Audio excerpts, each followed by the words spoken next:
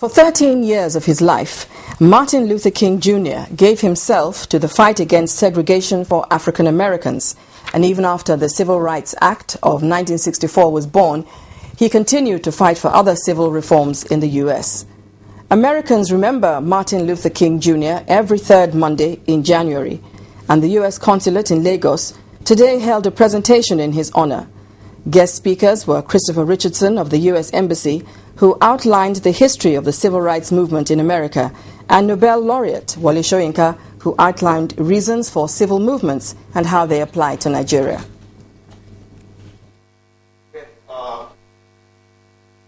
He went to Memphis and was shot and gunned down, marching for garbage workers in the United States of America, but he would have it no other way. I promise you, if Martin Luther King, if you could ask him, how would you want to go? That's how he'd want to go. He wouldn't want to go marching for these people that you would think of as being the best and the brightest in American society or whatever. He'd want to march for the people that he felt were being neglected and being ignored by American society. And that's how he went, basically.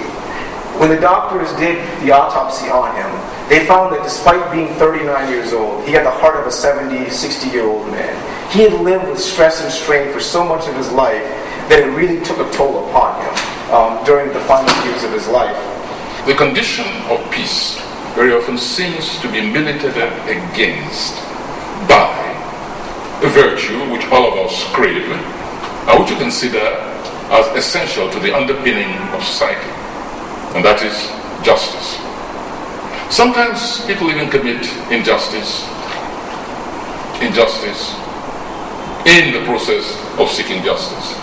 And so the vicious cycle starts all over again. And yet peace is never real. I think you've heard other people say this. Peace is never real, never solid, never truly anchored and secured in community without that entity called justice.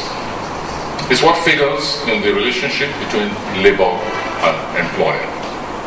It is why you see industrial action, which sometimes cripples the entire society and militates against progress.